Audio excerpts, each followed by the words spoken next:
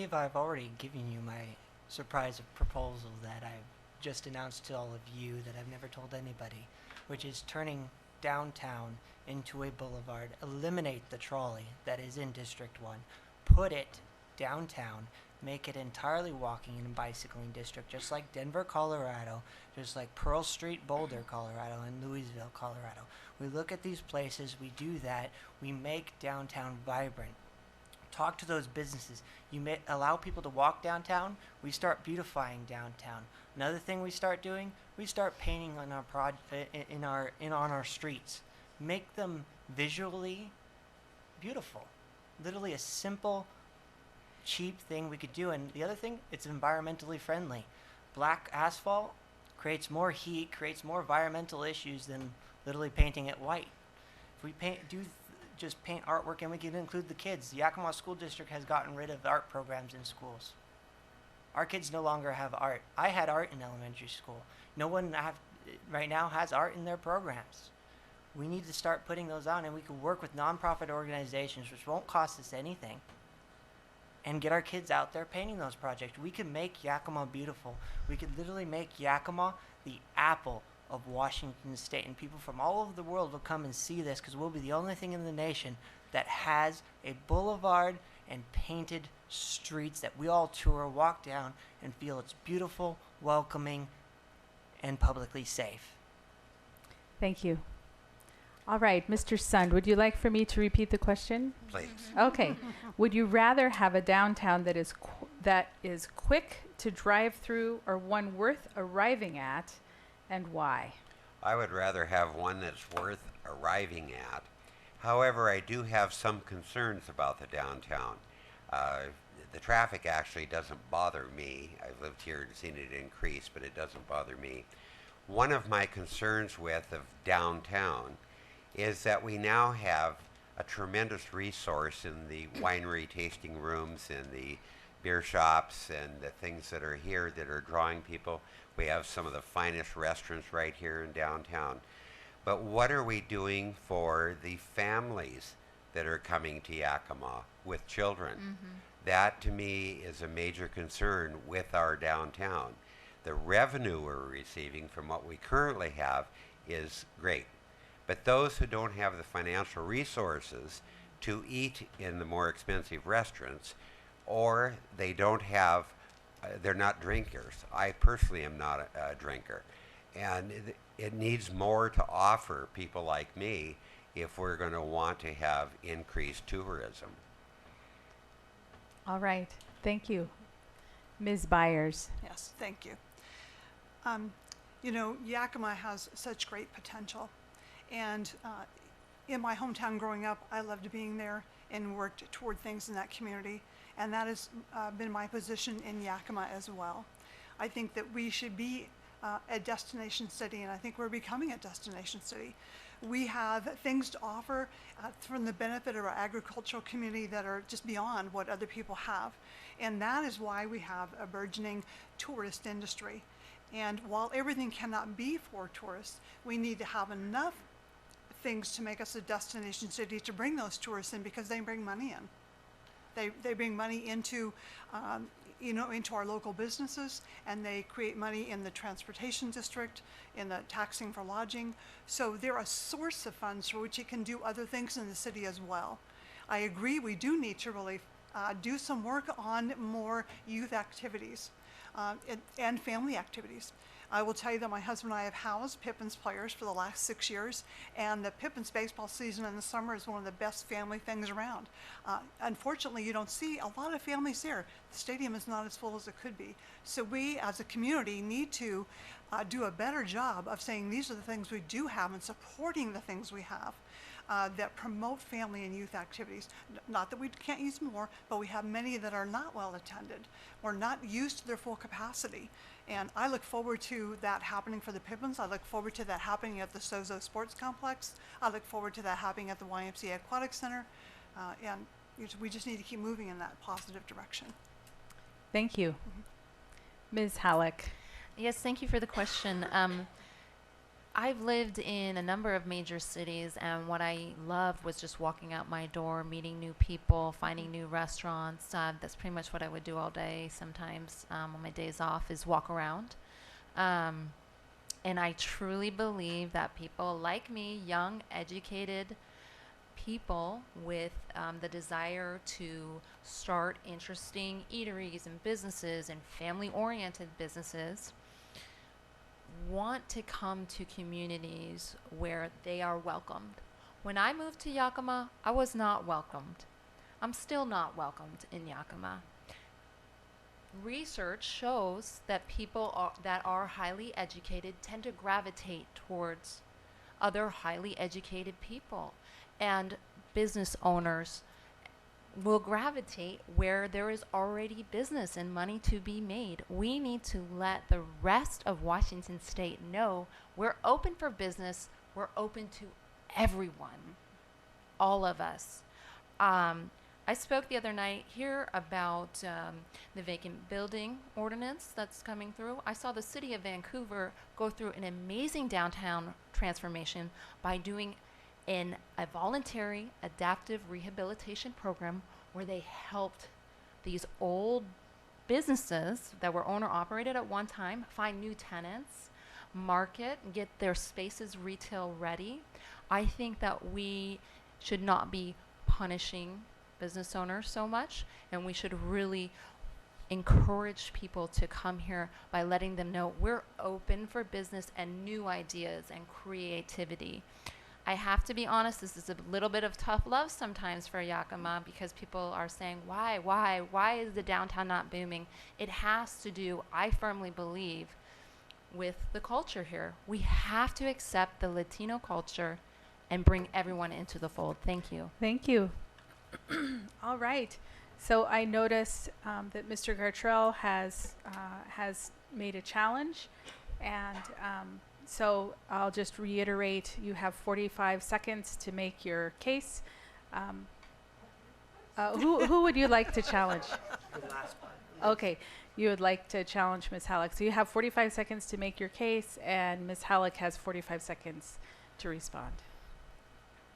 The only thing in Yakima's culture that needs to change is literally catering to our citizenry. Period. That doesn't mean you have to be a citizen of the United States. That means you're here, you're living here, you're working here. We just have to cater to that. Enough black, enough white, enough yellow, enough anything. We are all human beings of this world, and if we want to make this a better place, we need to quit dividing ourselves. That literally is a national issue that people want to play, whether you're a Trump supporter, Obama supporter, Clinton supporter, or any for the past 50 years. We are in Yakima. We are Yakima supporters, and that's it. Thank you. Ms. Halleck, would you like to respond? Well, yes, I certainly appreciate that we all love Yakima here, and that's why we're running for office. But we also have to be open to other people's perspectives. And I do have a comparative perspective, and among the group here, I'm the only one with a business downtown that's thriving and invites everyone in the community to be there. You know, listening really entails not just listening for how you're going to respond, but really listening to learn. And I understand the frustrations of some people in Yakima who maybe feel, well, I'm not going to tell Kenton how he feels, okay? But I am listening is what I'm saying. I also want to say, though, I feel for some of my poorer customers who came in after Trump was elected, who were Latino and had T-shirts that said Okay. F, you know. I have to stop you there. Yeah. I'm sorry. So varied perspectives are welcome in Yakima. Okay, thank you. All right. Next question. Should you be elected to the council, you may be asked by a vote of the citizens of Yakima to change the city charter to replace the city manager structure to a strong mayor structure. Where do you stand on this issue? Mr. Sund, would you like for me to, I can read it twice. No, It's kind of a you're long fine. question. Okay. This takes a little bit more study, but I am currently in favor of changing the charter to a strong mayor form of government. However, we have a history of having a good city manager. The last two city managers that we have had, I have not agreed with most of their decisions. And the city manager of Cliff Moore and the hiring process of the Yakima police chief and other decisions that he made is one of the reasons that I decided to run for Yakima City Council. I wanted to be able to speak for myself, for the neighbors in my community on what was happening. I was aware of the 142-page report that, and I have read it, that the Yakima Police Department gave to the city council and to the city manager, and they were just kind of dusted off on that. That was a very unfortunate situation. We have the ability to hire a good city manager, and I think that that is possible. But we're hiring people who have been city managers of this town for 2 years, and this town for 4 years, and this town for 2 years. And I think we'd have more continuity with a strong mayor form of government. Thank you. Ms. Byers. Yes, thank you. Right now, and for some of the very reasons that Mr. Sun talked about, there is a very high interest in having a strong mayor, and lots of strong support in the community for that. And I think, from what I know, there would be some real benefit, including, as Mr. Sun pointed out, possibly some longevity in somebody who has that kind of decision-making ability in the city. I am very open to the conversation and would likely support having a strong mayor. However, I will say this. I would hope that we would keep the momentum but slow the process. In that, I'm saying that I really hope it will be left to the incoming council to make that decision to move forward with a vote on the strong mayor or not.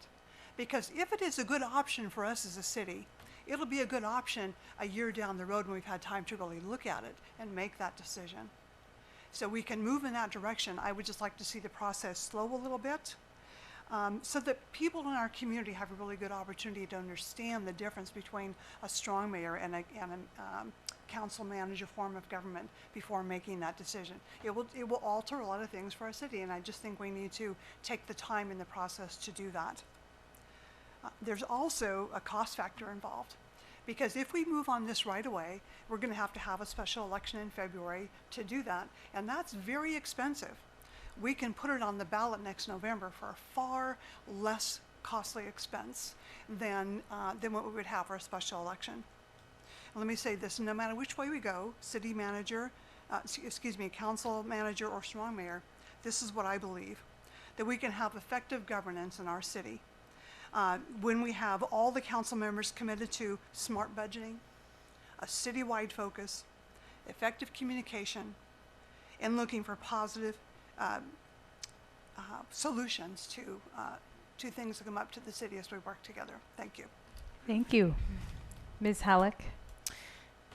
Yes, thank you for the question. I'm a direct descendant of Alexander Hamilton, who was famous for his role in the argument over the strength of the federal government and executive power. If we move to a strong mayor system, that's going to put a lot more power in the hands of one individual and less power in our single member districts and our ability as council members to get things done for our constituents. I spoke with an engineer who's retired from the city who said he really does not want to see a strong mayor because it will politicize a position that was administrative. He told me that they had a former city mayor for so long, or city manager, I'm sorry, in the council manager government, who was consistent because he had been there for so long. And now we're seeing turnover. With the redistricting, we are seeing perhaps employees of the city council members, who just aren't prepared. And as I said earlier with my employees, if you're having trouble governing, perhaps you need more education and training, and we haven't prepared people. I don't think it's wise from a financial perspective to engage in this, because I am listening not just to the people that want this, I am listening to the minority. And America, remember, was designed to protect dissent in the minority. The Latino community does not want a strong mayor. This is the wrong time to alienate them when they're just becoming empowered. We'll see litigation for sure. We already spent $3 million on this. The federal district court judge said we don't want council positions citywide because Latinos won't be able to effectively participate. And let's not politicize this issue. Let's just be a stronger council. Everyone's running because they're a strong candidate and they can work collaboratively. Let's go there first before we end up in litigation. Thank you. Thank you. Mr. Gartrell. I am 100% for everybody's rights in this city. The district system, I am 100% behind.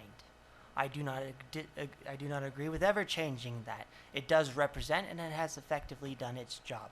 What we have not done is controlled our mayor. I am never going to stand in your way or anybody else's way in voting. Right now, the council picks the mayor. Nobody picks the mayor outside of this chamber.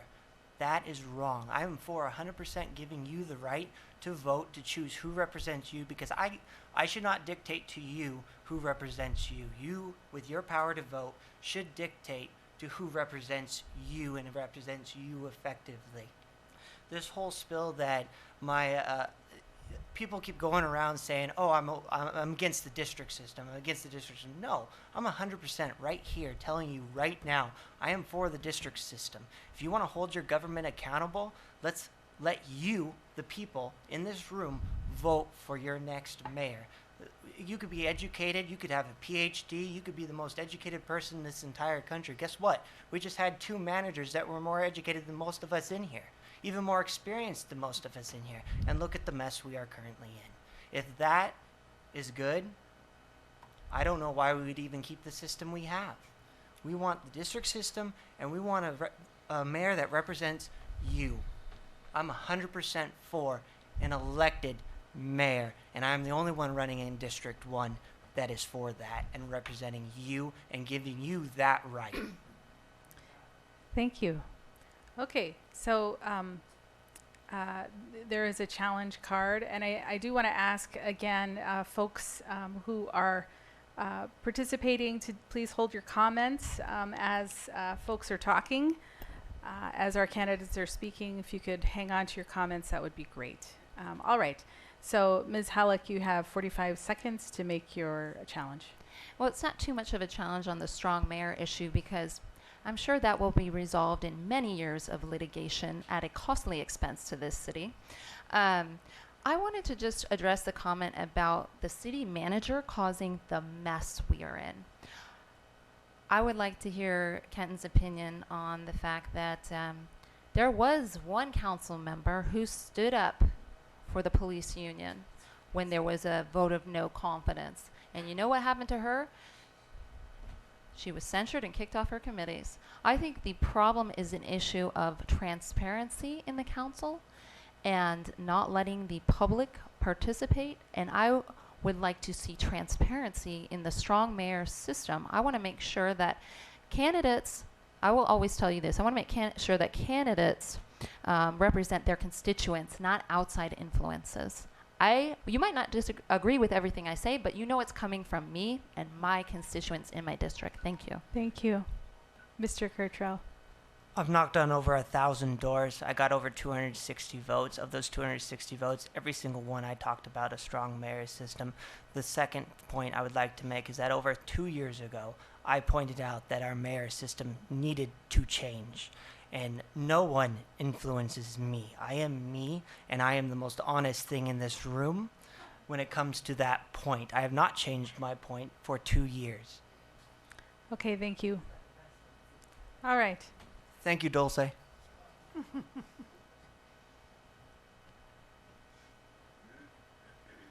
Next question.